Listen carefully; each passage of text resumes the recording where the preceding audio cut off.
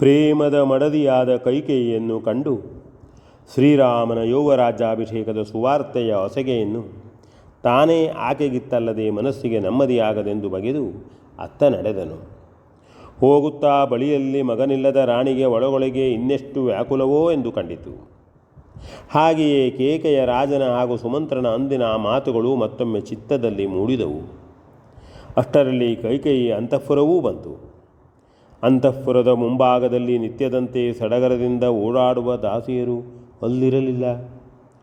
ಎಲ್ಲೋ ಒಬ್ಬಿಬ್ಬರು ಮಾತ್ರ ಔದಾಸೀನ್ಯವನ್ನೇ ಪ್ರಕಟಿಸುತ್ತಾ ನಿಂತಿದ್ದರು. ಅರಸನಿಗೆ ಬಾಗಿಲಲ್ಲೇ ಸಿಕ್ಕುತ್ತಿದ್ದ ಸಂಭ್ರಮದ ಸ್ವಾಗತವೂ ಒಂದು ಸಿಗಲಿಲ್ಲ. ಮನಸ್ಸಿಗೆ ನೋವಾಯಿತು. ಆದರೂ ಪಾವಟಿಗೆಗಳನ್ನು ಒಂದೊಂದಾಗಿ ಏರಿ ಹೋಗುತ್ತಿದ್ದರೂ ದಶರಥನ ಮನಸ್ಸು ಮಾತ್ರ ಇಳಿಯುತ್ತಲೇ ಹೋಗುತ್ತಿದ್ದಿತು. ಮೇಲುಪ್ಪರಿಗೆಗೆ ನಡೆದು ನೋಡಿದಾಗ ಶಯ್ಯಾಗ್ರಹದ ಬಾಗಲು ಮುಚ್ಚಿದ್ದುದು ದಶರಥನ ಕಣ್ಣಿಗೆ ಬಿತ್ತು. ಕಣ್ಣಿಗೆ ಕತ್ತಲೆಯೇ ಕವಿದಂತಾಯಿತು. ಅಭ್ಯಾಸ ಬಲವಿದ್ದುದರಿಂದ ತಾನೇ ಮುಂದೆ ನಡೆದು ಕದವನ್ನು ಸರಿಸಿ ಒಳಗೆ ಪ್ರವೇಶ ಮಾಡಿದನು. ಅಲ್ಲಿ ಯಾರೂ ಇರಲಿಲ್ಲ. ಅಲಂಕಾರಗಳೆಲ್ಲವೂ ಅಸ್ತವ್ಯಸ್ತವಾಗಿ ಬಿದ್ದಿದ್ದವು. ದೀಪಗಳು ಮಸಕಾಗಿದ್ದವು.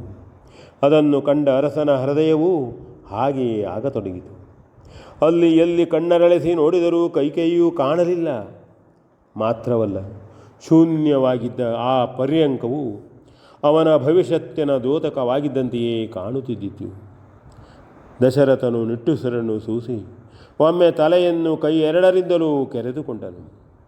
ಮತ್ತೆ ಏನನ್ನೂ ಎಣಿಸಿಕೊಂಡು ಬಳಿಯ ಕಿರುಮನೆಯ ಕದವನ್ನು ತಟ್ಟಿದನು. ಒಳಗಿನಿಂದ ಅಗಳಿ ಹಾಕಲ್ಪಟ್ಟಿತು.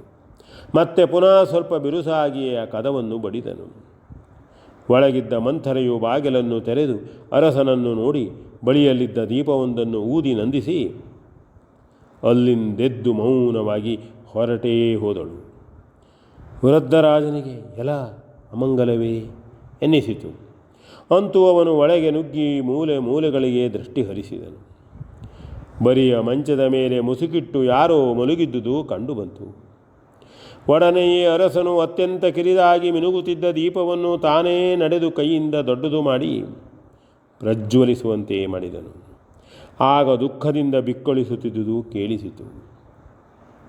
ಪರಿಕಿಸಿದಾಗ ಮಂಚದ ಮೇಲಿಂದಲೇ ಅದು ಎಂದು ನಿರ್ಧಾರವಾಗಿ ದಶರಥನು ಮಂಚದ ತೀರಾ ಸಮೀಪಕ್ಕೆ ಹೋಗಿ ನೋಡಿದಾಗ ಅದು ತನ್ನ ಪ್ರೇಮದರಸಿಯೇ ಇರಬೇಕೆಂದು ಕಂಡು ಧೈರ್ಯವಾಗಿ ಕೈಕೇಯಿ ಎಂದು ಮೆಲ್ಲನೆ ಮುಸುಕನ್ನು ಓಸರಿಸಿದನು. ಕೆರಳಿದ ಸಿಹಿನಿಯಂತೆ ಕೈಕೇಯಿಯು ಸೆಟೆದೆದ್ದು ಕುಳಿತು ಅರಸನ ಮುಖವನ್ನೊಮ್ಮೆ ದುರುಗುಟ್ಟಿ ನೋಡಿ ಅಂತೆಯೇ ಮತ್ತೆ ಮುದುಡಿ ಮುಸುಕಿಟ್ಟು ಮಲಗಿ ಒಂದೇ ಸವನೆ ಬಿಕ್ಕಿ ಬಿಕ್ಕಿ ಅಳಲಾರಂಭಿಸಿದಳು.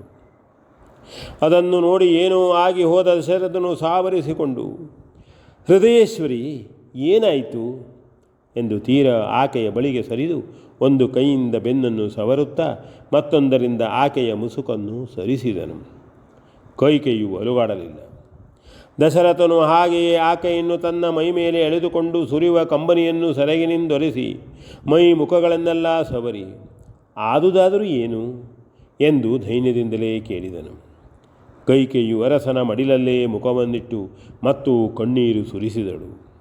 ವೃದ್ಧರಾಜನು ಪ್ರಣಯ ಕೋಪದ ಸಂತೈಕೆಯ ತನ್ನನುಭವದ ವಿವಿಧ ವಿಧಾನಗಳಿಂದ ತನ್ನಾಕೆಯನ್ನು ಸಾಂತ್ವನಗೊಳಿಸುತ್ತಾ, ಏನು ಬೇಕಾಗಿದೆ ನನ್ನ ರಾಣಿ ಎಂದು ಹಲವು ಬಾರಿ ಕೇಳಿದ ಮೇಲೆ ಕೈಕೇಯಿಯು, ನನ್ನ ಆಪೇಕ್ಷೆಯನ್ನು ಪೂರೈಸಿಕೊಡುವಂತಿದ್ದರೆ ಮಾತ್ರ ನನ್ನನ್ನು ಮಾತಾಡಿಸಿರಿ ಎಂದು ನುಡಿದು ಬಿಗುಮೌನದಿಂದಲೇ ಎದ್ದು ಕುಳಿತುಕೊಂಡಳು.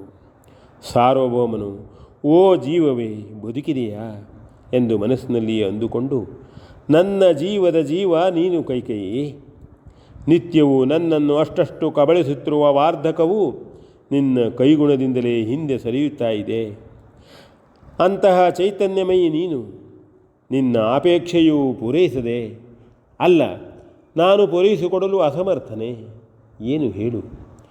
ಮನುವಂಶ ಲಲಾಮನೆನಿಸಿದ ನಮ್ಮ ಹಿರಿಯ ಕುಮಾರ ಶ್ರೀರಾಮನಿಗೆ ಸಾಕೇತ ಮಹಾಸಾಮ್ರಾಜ್ಯದ ಯುವರಾಜ ಪದವಿಯನ್ನಿತ್ತು ನಾಳೆಯೇ ಪಟ್ಟಕಟ್ಟಿ ರಾಜಕಾರದಿಂದ ನಾನು ಬಿಡುವುದೊರಕಿಸಿಕೊಳ್ಳಬೇಕಾಗಿದೆ. ಆ ಸಂಭ್ರಮದ ವಿಶೇಷ ಸಮಾರಂಭದ ಸನ್ನಾಹವೆಲ್ಲವೂ ಸಿದ್ಧವಾಗಿದೆ. ಅದರ ಮೇಲ್ವಿಚಾರದಲ್ಲಿಯೇ ನಾನು ಹಗಲನ್ನೆಲ್ಲ ಕಳೆಯಬೇಕಾಗಿದ್ದಿತು. ಇಲ್ಲಿಗೆ ಬರಲಾಗಲಿಲ್ಲ. ರಾತ್ರಿಯ ಭೋಜನವನ್ನೂ ಮಾಡಲಿಲ್ಲ. ನಿನ್ನೊಂದಿಗೆ ಆ ಕೆಲಸ. ಇನ್ನು ನಿನ್ನ ಇಷ್ಟವನ್ನು ಪೂರೈಸಿಕೊಟ್ಟೇ ಊಟ. ಹೇಳು, ಏನು ಬೇಕು? ಮಗನ ಯೌವರಾಜ್ಯಾಭಿಷೇಕದ ಈ ಸಂದರ್ಭದಲ್ಲಿ ಕರೆದು ದಾನ ಬಹುಮಾನಗಳನ್ನಿತ್ತು ಸಕಲರನ್ನು ಸಂತುಷ್ಟಿಗೊಳಿಸುವುದು ನಮ್ಮ ವಂಶದ ಪದ್ಧತಿಯು. ಬೇಕಾದುದನ್ನು ಕೇಳು. ಮುದ್ದಾದ ನಿನ್ನ ತಾವರೆಯ ಮುಖವು ಅರಳಲಿ, ಕೆಂಪು ಬೀರಲಿ. ತುಂಬಿದ್ದ ಪ್ರೇಮಾಮೃತವು ಹೊಳೆಯಾಗಿ ಹರಿದು ಶ್ರೀರಾಮನ ಅಭಿಷೇಕದ ಪುಣ್ಯತೀರ್ಥವಾಗಲಿ. ಹೇಳು, ನಿನ್ನ ಬಯಕೆ ಏನು ಹೇಳು ಎಂದು ನುಡಿದನು. ಸ್ವಾಮಿ, ಕೇಳು ಕೇಳು ಎಂದು ನೀವು ಹೇಳಬಹುದು. ಸಣ್ಣ ಮಕ್ಕಳಲ್ಲಿ ಯಾವ ತಿನಿಸು ಬೇಕೆಂದು ಹೇಳಿದ ಹಾಗೆ ಭರತನ ತಾಯಿಯಾದ ನನ್ನಲ್ಲಿಯೂ ಹಾಗೆ ಕೇಳುವುದೇ? ನಾನು ನಿಮ್ಮಲ್ಲಿ ಹೊಸದೇನನ್ನೂ ಕೇಳುವುದಿಲ್ಲ. ಸಾರ್ವಭೌಮರಲ್ಲೇ ಆದರೂ ಅವರ ಪತ್ನಿಯು ಯಾಚಿಸುವುದು ಅವಳಿಗೆ ಭೂಷಣವಲ್ಲ, ಮೇಲಾಗಿ ಅವಶ್ಯವೂ ಇಲ್ಲ.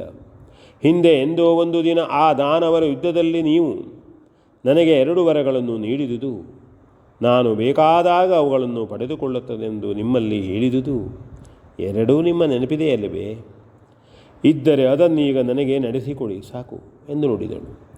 ರಾಣಿಯು ಈ ಮಾತುಗಳನ್ನು ಕೇಳಿ ನಸುನಗುತ್ತಾ ದಶರಥನು, ಕೈಕೇಯಿ, ಅದನ್ನೇ ಇಂದೇಕೆ ಕೇಳುವೆ? ಇಂದು ಬೇರೆ ಏನನ್ನಾದರೂ ಕೇಳು ಎಂದನು.